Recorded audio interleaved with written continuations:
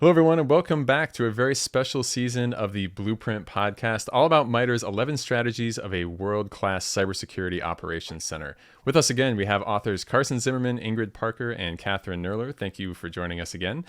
In this episode, we'll be continuing where we left off in our previous episode, which was episode 0. And since we're computer people, we start counting from 0. So if you missed that one, make sure you go back and listen to that. We were covering the fundamentals in that one, so definitely some important groundwork for getting into what we're now going to be talking about in this episode. So, when we're starting this one off, we're going on a big, long journey through 12 more chapters, or 12 more episodes, 11 chapters of this book. And this is the very, very first one, right? Know what you're protecting and why. So to kick this episode off, I would love to hear, why was this the thing that you chose as the very first chapter of the book? There's got to be some significance there, right? Yeah, so when we were first thinking about what to do with the book, so this is a second edition. Carson had written the first edition back in 2014. And we started taking a look at all the chapters and we were like, oh, do we just need to add something? Do we need to do some lightweight updates? And we realized we wanted to do a whole refactoring of the book. And we had the whiteboards out, we had all of our different ideas, and we're looking at these and I'm like, we're forgetting the why. The importance of you're not doing security operations because there's a technical solution or just to do it in a, because you like living 2 stories underground in a basement or whatever it is. It's like the organization that you are helping to defend and protect is trying to do something. That might be that they are a nonprofit that is, helping disadvantaged communities. It might be because you are a school. It might be because you are a technology company, that is bringing new games to people. Like all of these different reasons, that's the actual why there is security operations, because there's an adversary who is trying to do something against that organization, and that organization needs to be able to do their mission. And so we started playing around with different ways to put this together. And I was very insistent that this be at the front, and that we really talk about it. So it's a fairly short chapter. We tried to be pretty concise with that information.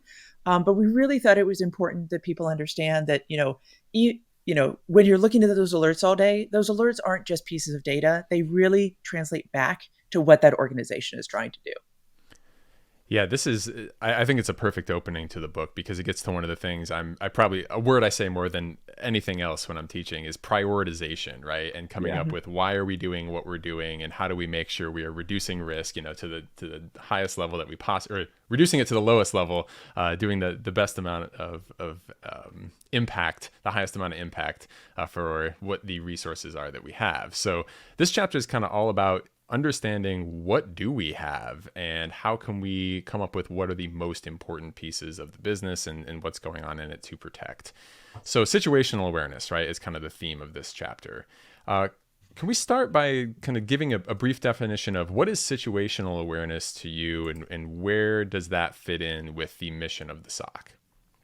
I'll start.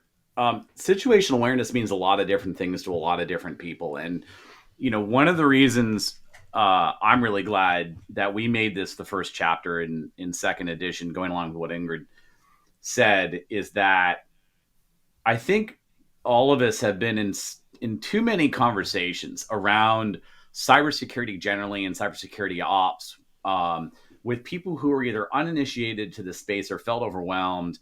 And they're like, I don't know, not only do I not know where to begin in terms of building a SOC or making the SOC better, but like what are we protecting and why, which is what we named the chapter. And these conversations, they tend to spin out. People they just throw up their hands. They're like, it's too complicated, I give up. And part of the reasoning in breaking the situational awareness down, which we'll define in a second, into pillars, is to help people wrap their minds around a problem that goes from totally intractable and unstructured to one with at least some structure, and one that is, at least defined, and we can wrap our minds around some of that. So when we defined, I'm actually going to read from the book, a definition that we adapted from a traditional definition of situational awareness. And it goes like this: within a volume of time and space, the perception of an enterprise's security posture and its threat environment the comprehension or meaning of both taken together, meaning risk, and the projection of their status into the near future. And this definition of situational awareness applies to both what the SOC does through its daily rhythm of business, along with many other parts of the cybersecurity apparatus. And we can talk about this sense of situational awareness both tactically and macroscopically, meaning an analyst is doing this when they're triaging and investigating a specific alert or an aspect of an intrusion, all the way up to, what is our comprehension of the battle space, to pick another analogy, over the course of a year or a SOC's entire lifetime. And this chapter is largely around the higher level stuff, right? Where we're talking about what are the users, what's the bit of data. Right. That's kind of the stuff that we're going to be covering here, correct? That's right. All right. So one of the things you call out in the beginning, just as you define situational awareness in the book, is the OODA Loop, which, if people aren't familiar with it, OODA is an acronym that stands for Observe, Orient, Decide, and Act. Could you speak a little bit to how that ties in with the concept of situational awareness and where those two kind of run into each other? So I can tackle that a little bit. And I'll step away for a minute and go to the original situational awareness, which was about pilots being able to know what's going on all around them, right? And then from there, we've adapted in cybersecurity operations to look at, okay, you got to see, what are you looking at? What's everything around you? What's the mission you're trying to do? What's your business? And then you want to orient to the actions that you're going to take. To Carson's point, you're going to look at, okay, what are the risks? What are the threats? What are all these things? And then you decide how to act. And we'll get into that in later chapters. But before you decide and go take actions, you want to make sure you have all the orientation to be able to do that effectively. You don't want to act too soon, for example. And act is the last part of that OODA loop. If you act before you have all the information and before you're oriented, you risk not eradicating whatever threats or adversaries that you're looking at.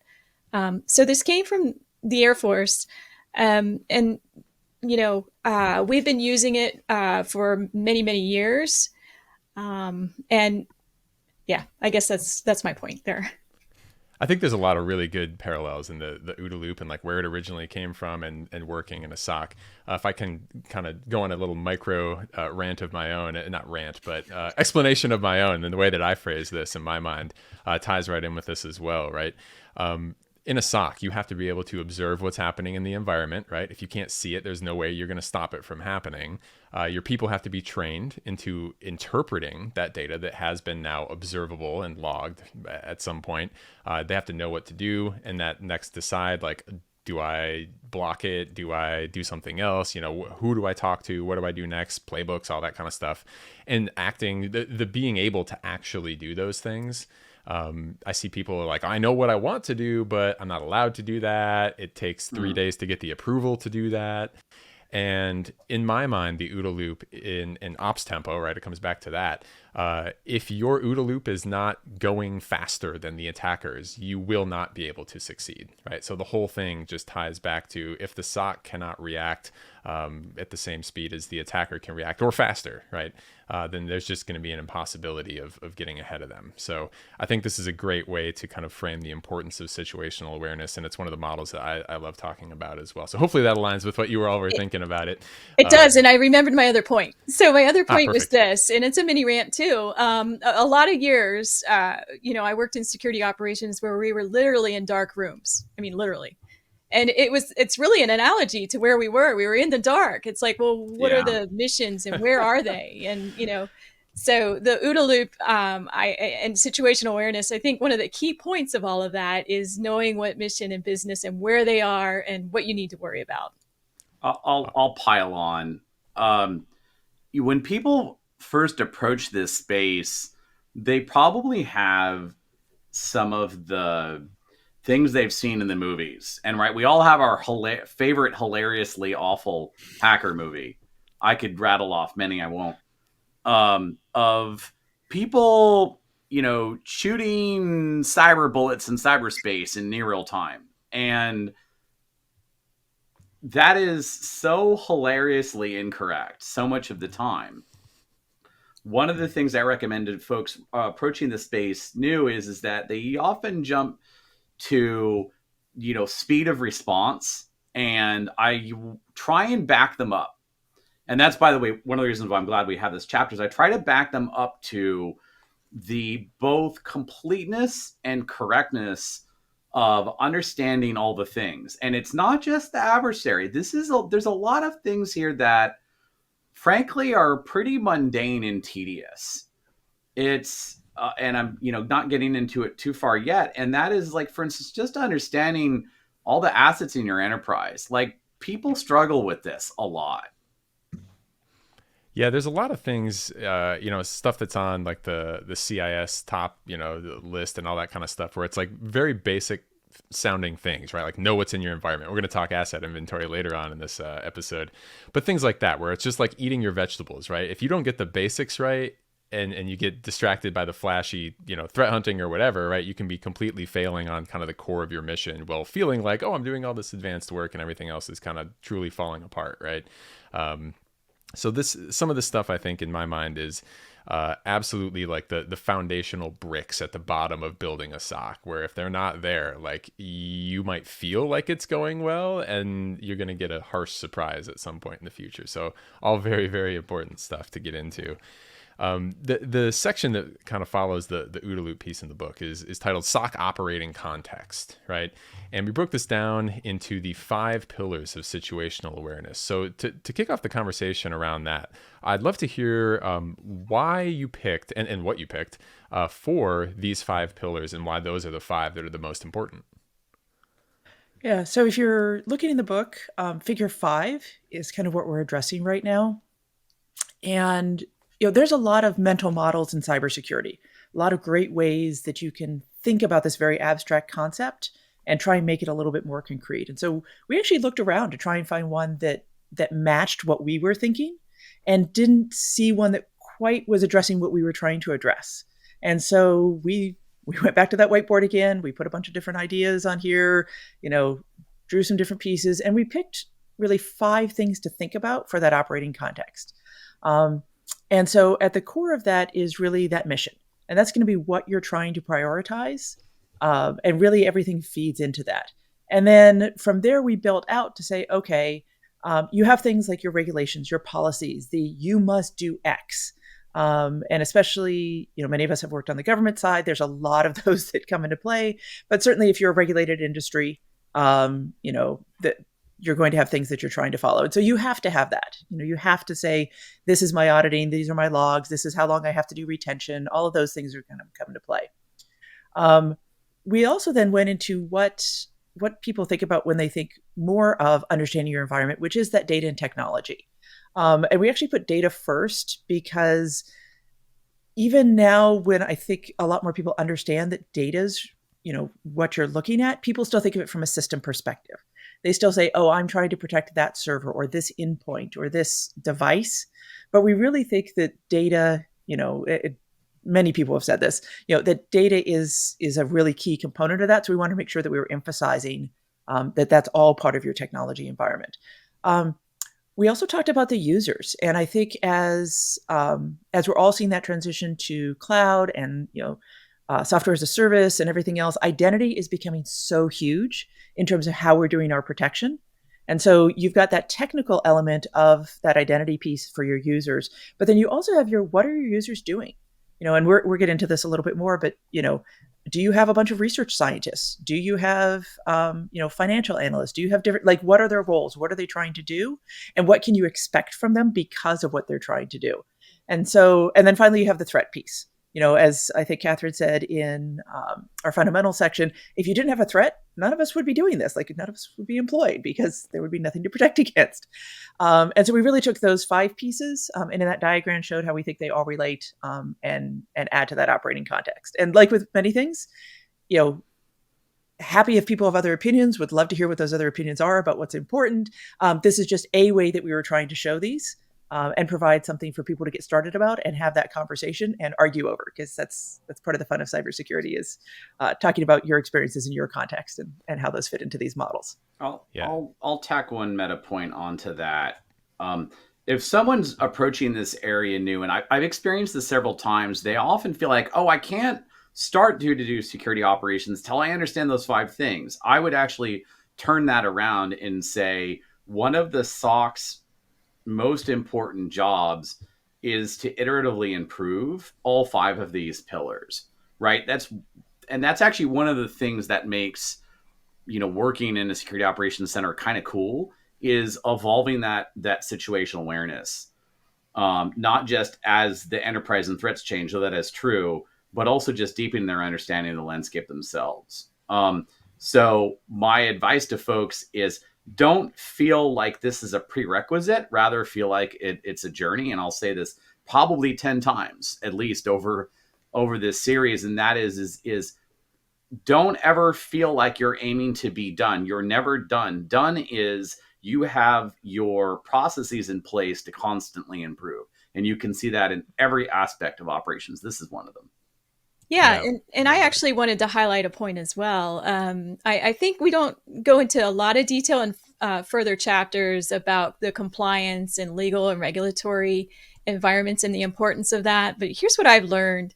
It's not a favorite topic of a lot of technical and security operations, but understanding some of those things, like what are the regulations that have to happen, if you're subject to audits and that kind of thing, you can use those to help with things like budget and resourcing and prioritization to be able to do things that maybe you wouldn't be able to do otherwise. So if you can tie what you need to do in security operations technically and the tools that you need to compliance and regulatory, that's a strong thing to do.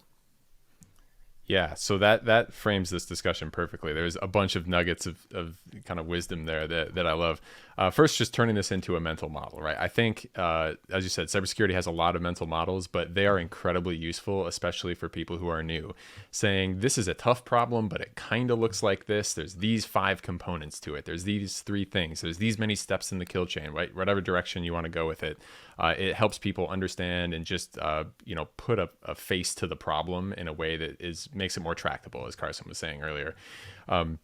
The other thing being just iteratively improving and done being, having a process in place to keep going because you're never done. I think that's a great way of doing it. And then calling out, of course, that your legal and regulatory requirements are one of the best levers you can pull to make those improvements happen and justify why you need that extra resource.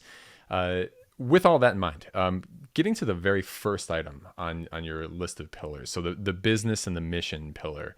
Ingrid, I know you had some thoughts about this and that you wanted to make sure were expressed here.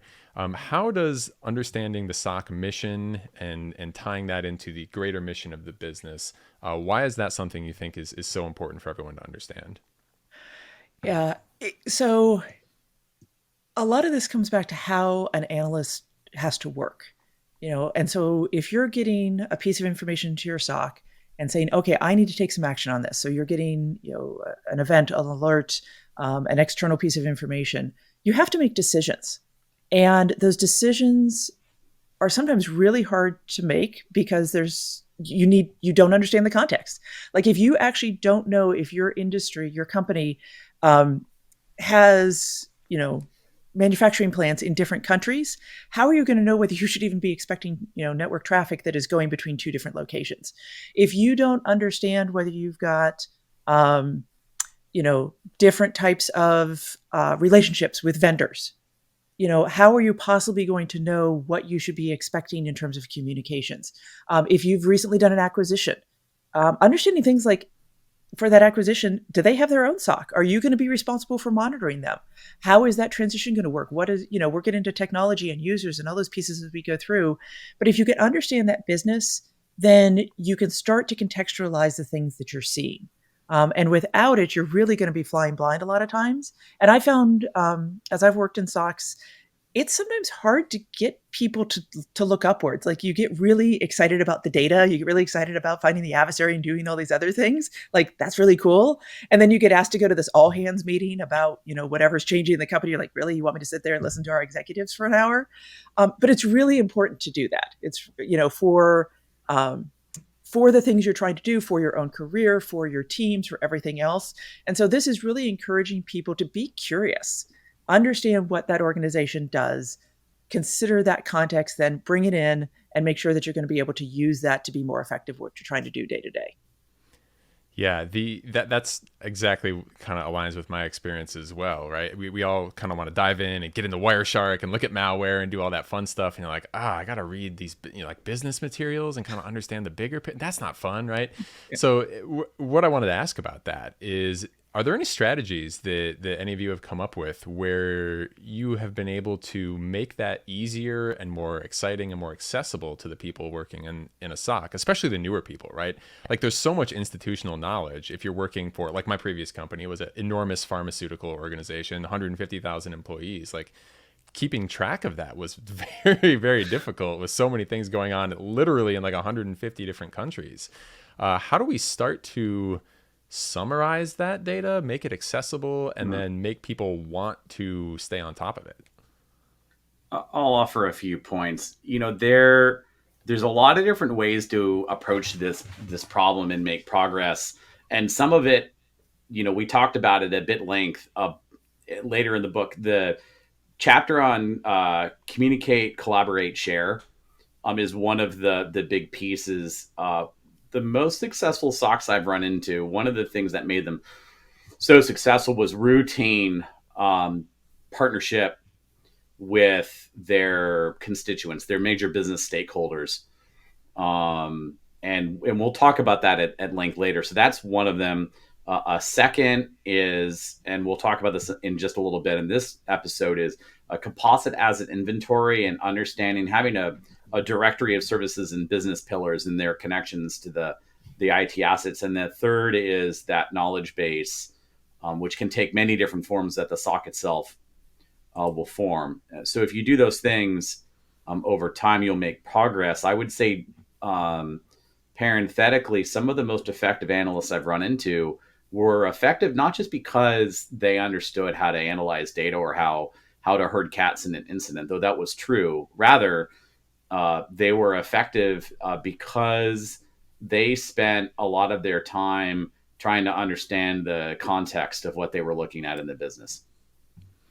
Yeah, context is such an incredibly important thing for every single step of working in a SOC, right? And I'm sure we're going to hit that in a whole bunch of different ways. But I love that kind of call out here directly from the start of this, is if you don't understand the greater surrounding situation, you're never going to know whether that's a true positive or a false positive or otherwise.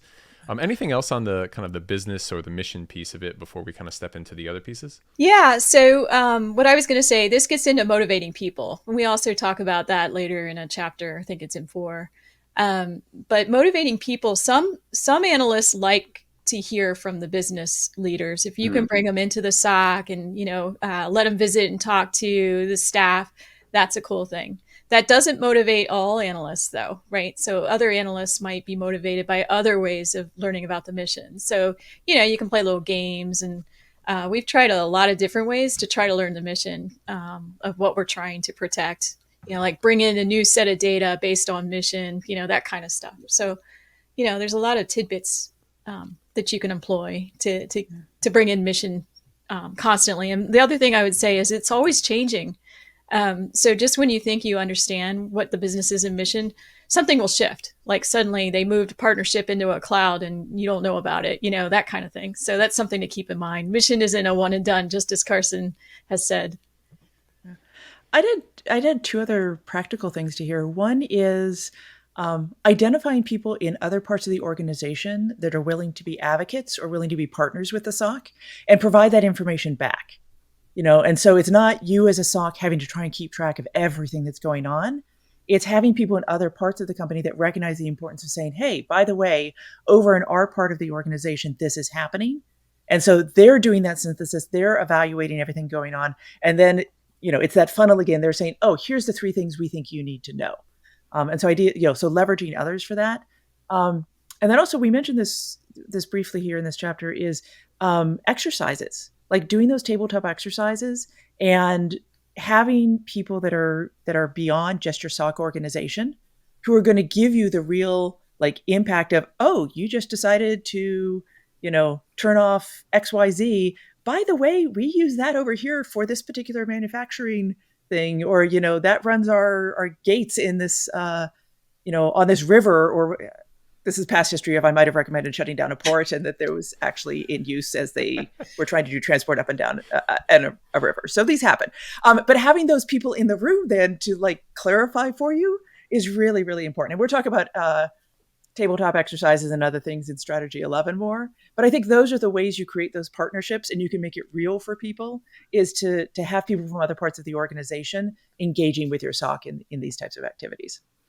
Yeah, I love that. So kind of weaving in realistic parts of the business and problems and business systems into your actual scenarios, and then tying in maybe some people from those groups that can say, yep, nope, you just made a mistake and you cost us $5 million for a $10,000 problem or something like that. The bigger, generally speaking, the bigger your SOC, the bigger your enterprise, the more this becomes something you have to deliberately spend time on and not to do by accident. Yeah. Definitely. I was going to ask on that too. I love the advocates thing as well. That's a great tip. Just having designated people that can tell you what's coming down the pipe, right? That's part of the, shift left, right? Like don't stroll in, have someone stroll into the SOC and be like, hey, this thing's deployed. You're going to protect it, right? You want to know as early as you can, and having that person that can tell you it's coming, obviously going to be a key part of that. What I wanted to ask about that was any specific cadence or strategy of communicating with those people that you find is more successful than just kind of random hoping they tell you at the right time? It's a blend. There's no doubt about it. It's a blend of techniques. It includes working at different levels, structured engagement, from pointing head managers to pointing head managers. And yes, we're all managers here, by the way.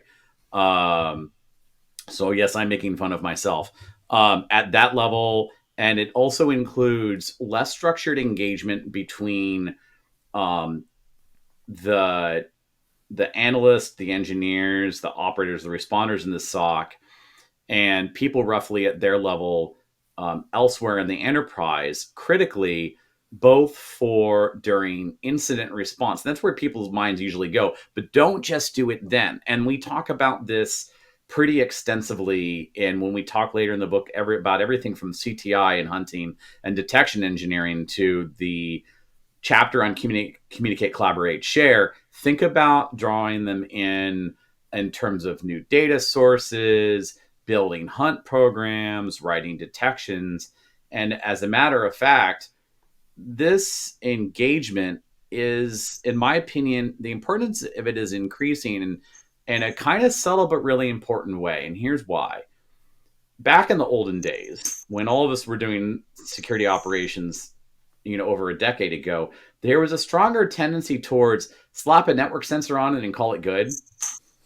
And we can't do that as much anymore, in particular when there's no real bona fide network or even bona fide host to monitor. And what's that's forcing us all to do is to ingest and reason over telemetry at the application and service layer, which forces us in turn to have that context for stuff at that layer of abstraction. And I think we're going to continue to see this trend in that direction. Yeah. Absolutely. I agree with all that. Things have changed significantly in a short period of time, especially with everything moving to the cloud and kind of just the changing of who controls what and all that sort of stuff. So with that in mind, right, let's move on to our next kind of piece of the pillars of situational awareness here, the legal and regulatory environment piece.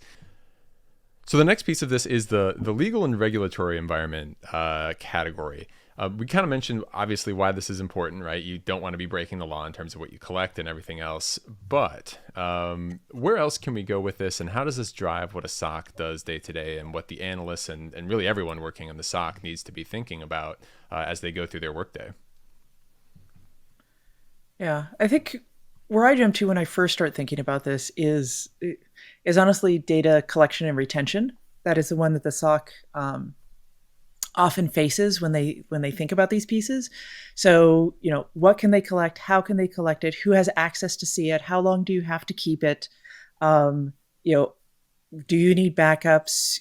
How are you doing auditing? All those types of things. So that's a very kind of tactical piece to this. I think there's also then on the other side, from an incident perspective, excuse me, what are your reporting requirements? How often, how frequently do you have to report? Who do you have to report? What has to be contained in there? And so all of those are going to come into play in different ways. And certainly, depending on your, excuse me, your industry, there's going to be different requirements for those. Is there a way? Oh, go ahead. I was just going to tack on. That's a big trend right now. Talk to any attorney working in the cybersecurity space, and they're going to probably fill you with everything you didn't want to know about the regulatory landscape that's moving really fast right now in terms of timelines for breach notifications. So I think, this is a big one. 10 to 15 years ago, I spent a lot of time worrying about data retention, and now I spend a lot of time worried about making sure that we've postured for breach notification. And again, this goes back to the lines around the business, is that you have to be conscientious. Not only do those regulations exist, but they only probably pertain to certain parts of your business. Yeah, and just to add, another up and coming for the United States is privacy. So the privacy of users, of data, and all this stuff that we're collecting and retaining are also going to have encryption requirements on how you store things. So privacy is already pretty big in Europe, and I think it's on our way to something the SOCs really have to think about as they're designing their storage and retention of data and regulation too. So kind of a off-the-wall question here that isn't quite part of the book, but do you think, given all this regulation that's coming our way on who can store what, and privacy regulations kind of colliding with our desire to monitor the network, do you think we're going to be going into a environment in the future where it's harder to get the data for legal reasons than it is right now? Oh, we're already there. And I think that this is it's a tough thing, right? This whole area in terms of both, we all want privacy, right? Everyone, I've never met someone who says I don't want privacy, right? And there's a tension between that, because everyone wants, especially when people go to the cloud, they also want to offload some aspect of the security mission. We can talk about this at length. In fact, cloud was one of the top topics that precipitated the second edition. And those things can feel like they're at odds sometime. And it's difficult for me to predict where we're going to be even in 10 years on this topic. Yeah, it's going to be an interesting one. It is. But there's a lot of rules around, breaches when it comes to like social security numbers and personally identifiable information, that kind of stuff already. And so the SOC plays a role in that, no matter pretty much what industry you're in. Yeah. And this has been going on for a long time. I mean, for those who are used to network traffic, we've certainly seen the transition from, network traffic can be a primary point of investigation because you can see everything unencrypted and you can see what's happening, to now we've moved on to additional data sources because a lot of that traffic is encrypted and you can't see what's happening. And I think that's going to happen more and more with the databases, the other pieces. And so we're going to have to continue to be really creative about what it is we're doing with the data that we can have access to. And as we start thinking about user and entity behavior analytics and other types of anomaly detection, I think that's going to become more and more important, because you're going to have less of the specific, I can look at one thing and I now know whether it's good or bad, and more of having to look at a set of data and put that data together in order to infer what is probably happening, which is why context and all of this is so important, because you need to know whether you're expecting that or not. Yeah, definitely. And I think that probably leads us perfectly into our next kind of pillar you had here, which is understanding the technical environment, which is, your critical systems, your data, your inventory, and all of those things. So Starting off, I guess let's start with the inventory piece. Carson, I know you have some strong feelings on building asset inventory and kind of the difficulties and challenges around that. Where do you think, or not where, but what are the challenges that you think people are running into, and what is the most important piece of getting that part right? This is kind of like a spectacularly mundane topic, but is utterly critical. And let me kind of describe a couple things that I think about here. One of them is when we talk about establishing asset inventory, why is that important? And you might think, oh, so you know about the things that's true. We need having asset inventory. When I say assets, by the way, I'm not just talking about computers. I'm also talking about services and cloud endpoints and everything under the sun. And the reason why having that is so important is that it forms a denominator, and that denominator serves as a source of completeness for literally everything the SOC is doing. And most people think, oh yeah, patching, that's just the beginning. And then people think, oh, about sensor coverage. And I say, yeah, that too. You also have to think about your denominator in terms of the completeness of your response, not just in vulnerability incidents, not just in the, where is log4j or SolarWinds or Java this or .NET that running, but also in terms of, where could the adversary be and have we eradicated them, to, our detection coverage in the moment, to, you name it. So with that understanding out of the way, one of the experiences that I've had is you'll come to the table with a lot of impassioned, very smart people, and they'll have data. And the person from Active Directory will say, I am the single source of truth of all the computers on the network. And then you go to the person with the vulnerability scanner and they say, I am the single source of truth of everything on the network. And then you'll go to the person in IT asset management and say, I am the single source of truth of everything on the network. And you can imagine this going on for a while. And by the way, there's no border around the network anymore because it's 2023. And so the answer is they're all simultaneously right and wrong. And what the enterprise has to do is draw all these sources of signal, all these sources of inventory into a system, a composite inventory, where they reason over that in terms of their different priority, their different start and stop signals, and taking into account things like ephemeral, meaning non-persistent assets like, containers and, laptops that come on and on offline and all that fun stuff. And then you're probably thinking, what in the world does this have to do with the SOC? Well, guess what? The SOC is in the data business, and oftentimes they know about the sources of this signal better than anyone else does. So one of the things that I see highly effective SOCs doing is translating their knowledge of that signal to the people who own this composite inventory, and B, leveraging that composite inventory in literally everything they do. Why is that important? It's not just a matter of incident response or detection coverage or sensor coverage or anything like that. That forms the basis of their shared situational awareness with literally every stakeholder they interact with at a technical level, the rest of the cybersecurity apparatus, and for that matter, any other major stakeholders in IT, OT, cloud, pick your favorite buzzword. Thanks for coming to my TED Talk. And we're done with this episode. No, just kidding. Yeah, absolutely. Right. A very, very crucial topic to be really on top of and understand how it touches everything that you're going to be doing in terms of prioritizing alerts to incident response and everything in between. When you're coming up with this list of assets, obviously you got to pick out what are the most critical systems and connect them to the bigger kind of business systems that they feed and what's going on there. How does one approach that kind of a problem to understand, like, okay, these are all of our servers, but these are the really, really important ones, and then store that information so the SOC can use it? I'll mention one comment and then I'll yield to my esteemed co-authors. People often get wrapped around the axle about assigning criticality and risk on a per server basis. And yeah, sure, you can do that. And I encourage it.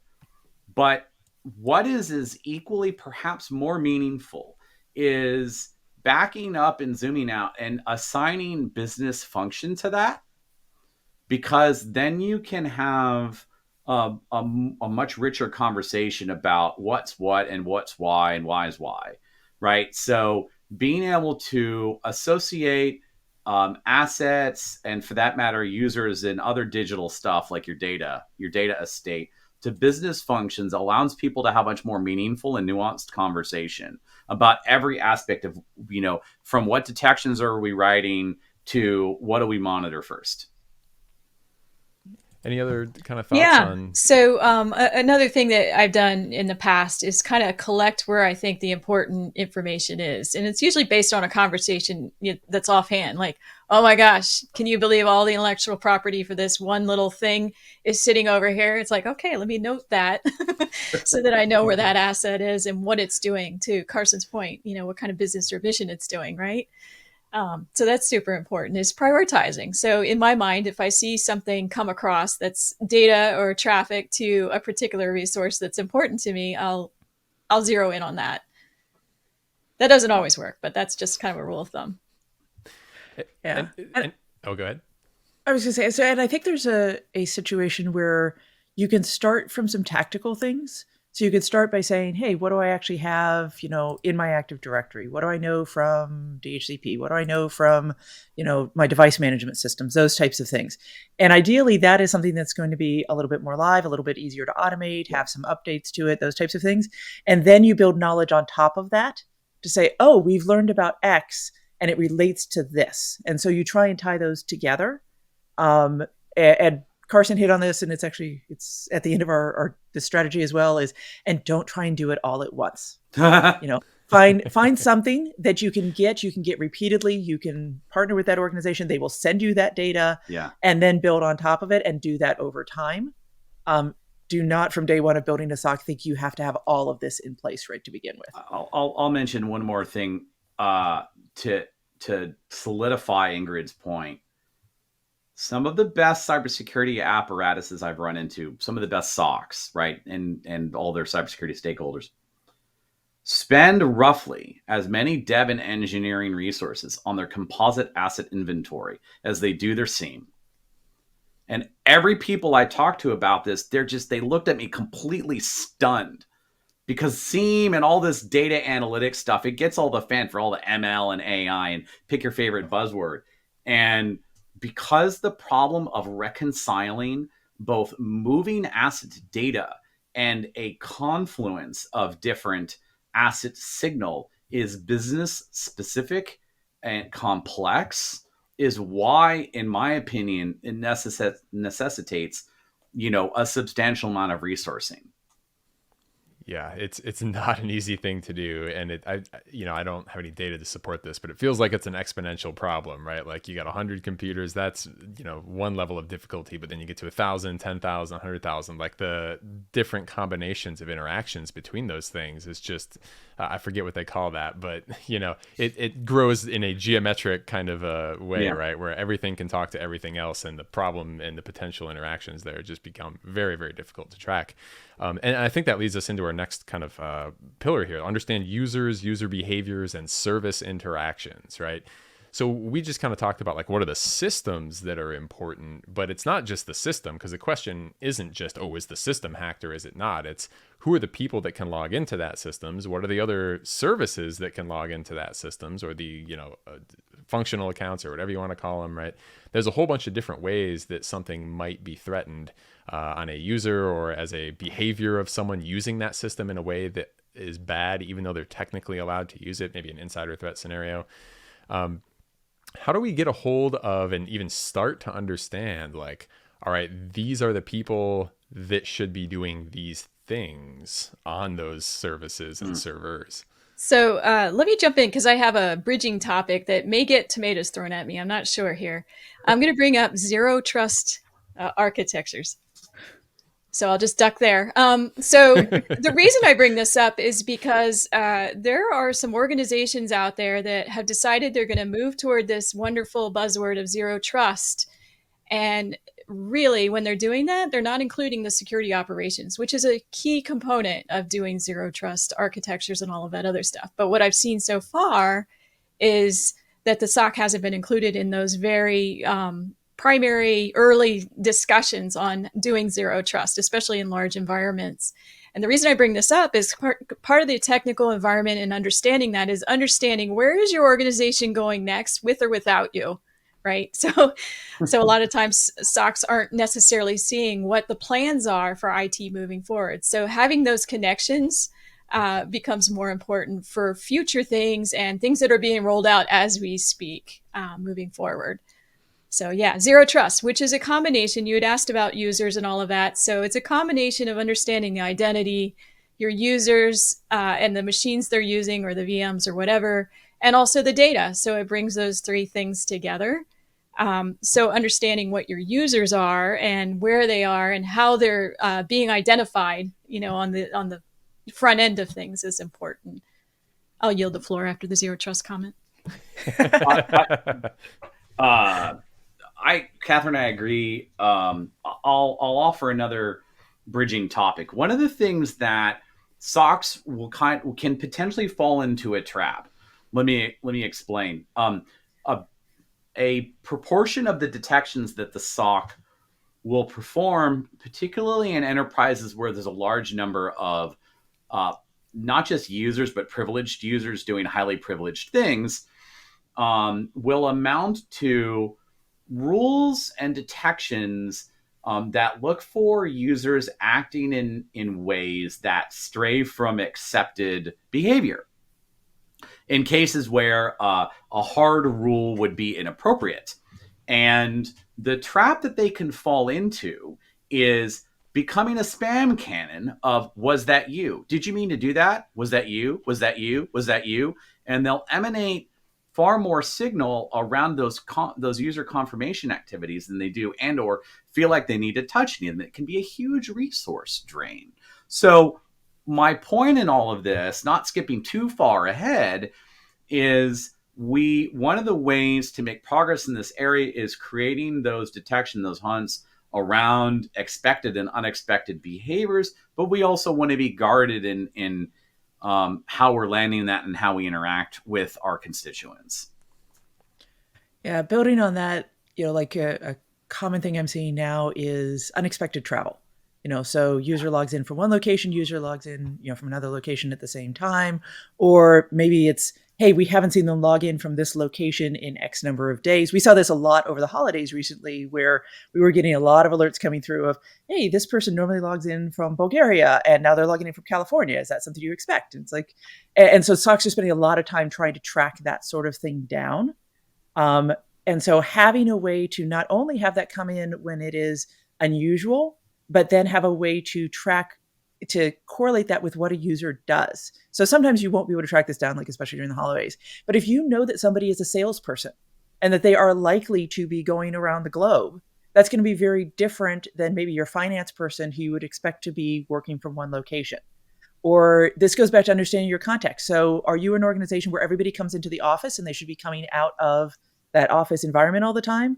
Or is it a hybrid environment, a remote environment where you would see the coffee shops and you would see all of these other locations and those types of things? And so I think trying to add all of that in, but recognizing that as we start moving into users and we start moving into more data, having to do these analytics on the data that isn't quite as understood, the false positive rate, and we're getting into false positives later, these are things that you get alerts on, but aren't things that you need to actually turn into incidents. That rate is going to be higher. And so how do you automate some of that away? And I've heard there are, I've not worked with this, but like organizations where they will send automatic messages to users using a different technology, to say, hey, was this you? And as long, so they might send it over their phone or something else. And the user can just say, yes, it was me. And so you're taking that away from being something the SOC has to look at to being something where the user can have that interaction and kind of automate it away. So those types of techniques, I think, are going to be really important as our SOCs move forward. Yeah, and they I don't think, get overwhelmed. Yeah, And I think the holy grail that all SOCs would love to have is what's normal, right? We've been asking that for what, 30 years or more, at least my whole career. What's normal? And you never get there because there's so much change happening all the time. There's people like someone adds a new phone number. Is that bad? Well, we know some major incidents where that was bad. So how do you know, when something's normal or not normal? But that is kind of something to always aspire to, is learning what is normal for an environment. And the best analysts spend a long time understanding, okay, that's a normal service over this ephemeral port. We already know it. They track some of that stuff to kind of tamp down the false positives and the asking the questions, to Carson's point about the bandwidth. Is this you? Is this you? So it's a challenge, definitely.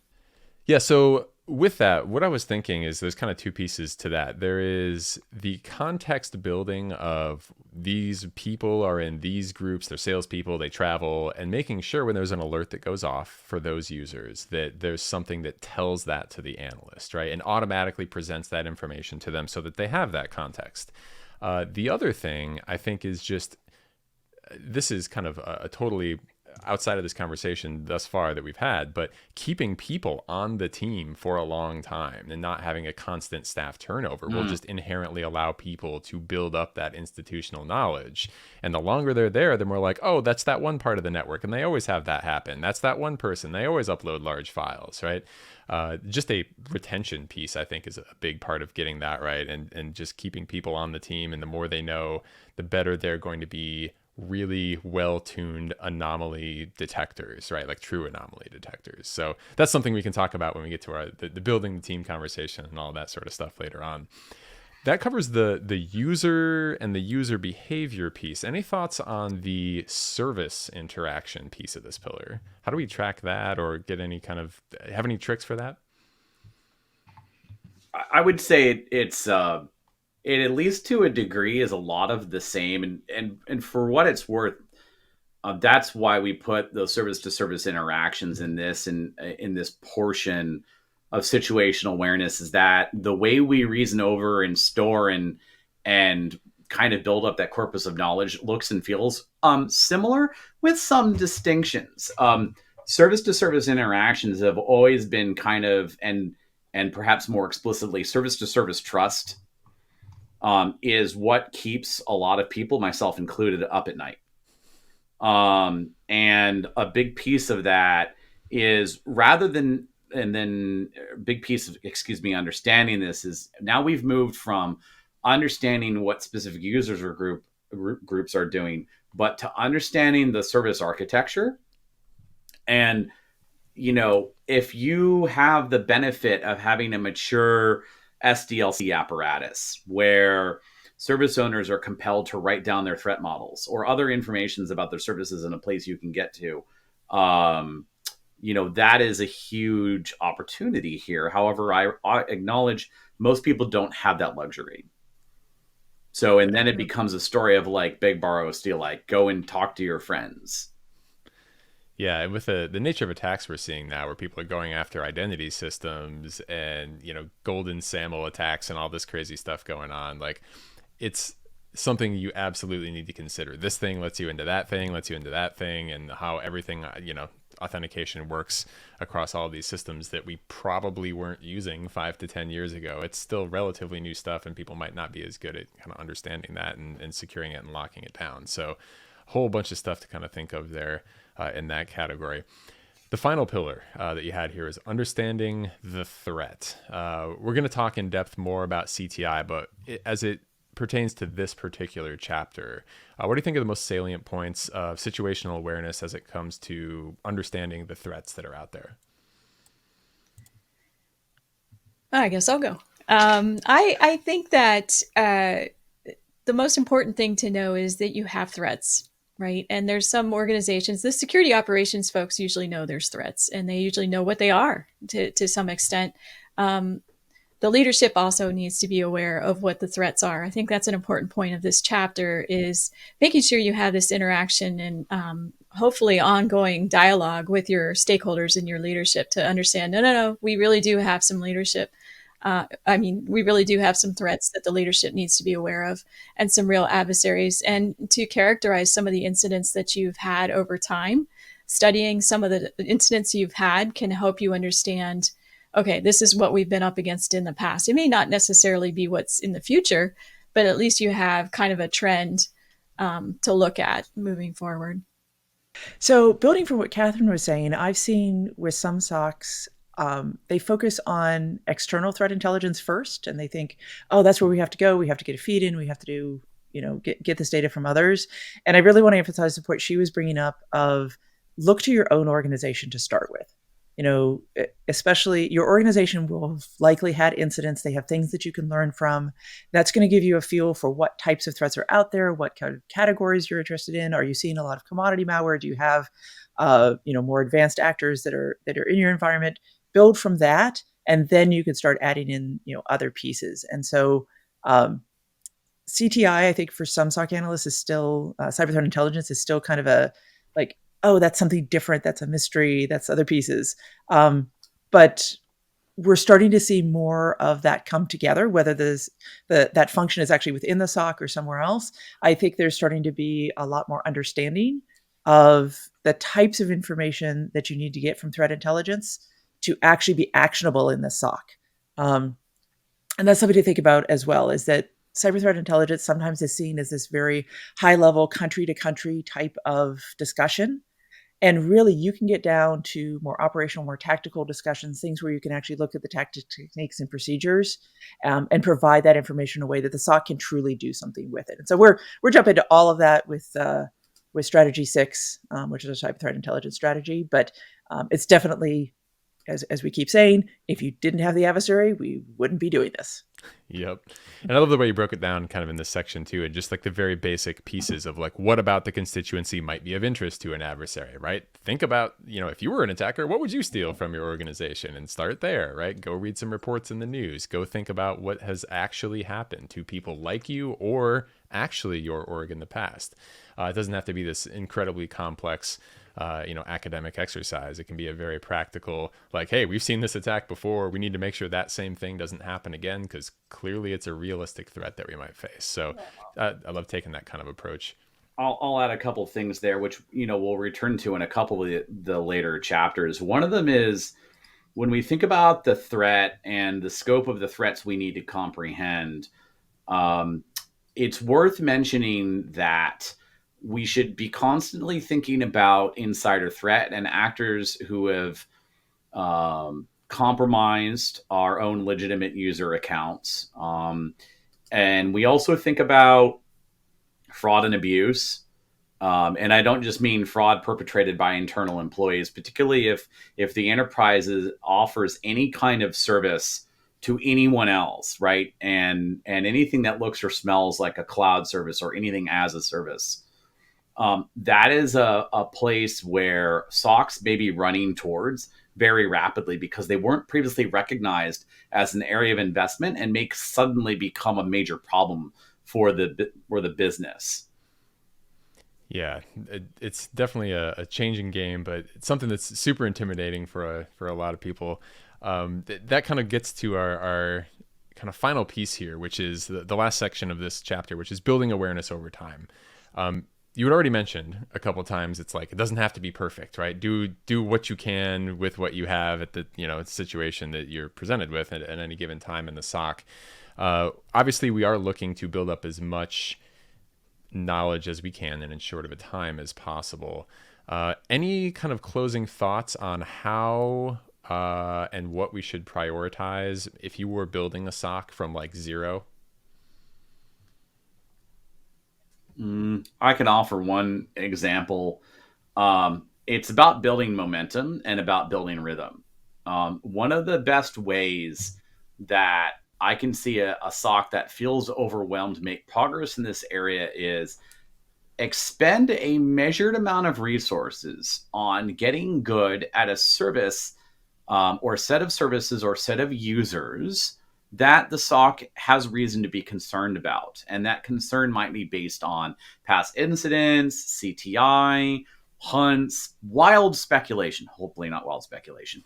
And The reason why I make that remark is it reinforces a bunch of stuff. It reinforces for the analysts that they can do it. And it reinforces for their partners, their constituents, that they can do it. And it shows the kind of material outcomes and hopefully dollar or euro or whatever your local currency is figures that then says, oh, we're spending this money on the SOC with an outcome, and it doesn't just look like a money sink.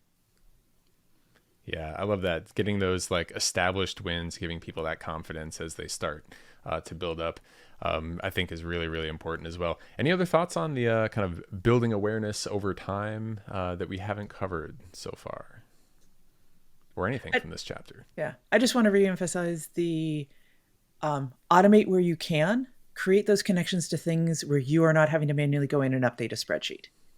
So if you can connect into another system, somebody else is doing that updates, it's your Active Directory, it's whatever's out there, that's going to give you longevity without you having to go in and expend manual energy every single time it happens. And then you can get into the more, boutique, hey, we want to learn about this and put some context on top of it and customize for certain areas. But anytime you can create a connection that you don't have to go in and manually update, that's going to be so much easier to work with. Hallelujah.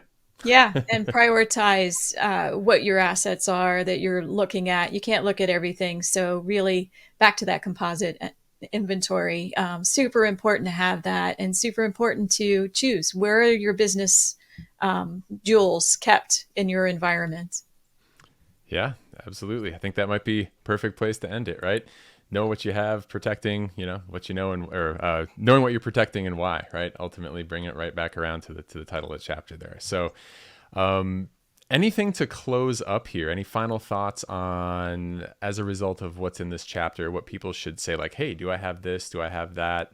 Any kind of takeaways before we wrap it up? Iterative improvement. It's the name of the game for everything the SOC does. Yeah. Perfect. Love it. All right. Thanks again so much, everyone, for joining me. Really appreciate it. For the listeners, again, make sure you're subscribed to the podcast on your favorite podcast aggregator. Blueprint is everywhere. And we are now on YouTube on the SANS Cyber Defense channel. We will have the links to both of those in the show notes as well, if you're interested in looking for, or the description for the video if you're on YouTube. So in our next episode, what we're going to be covering is Chapter 2, which is another exciting one. Give the SOC the authority to do its job, right? Another crucial one.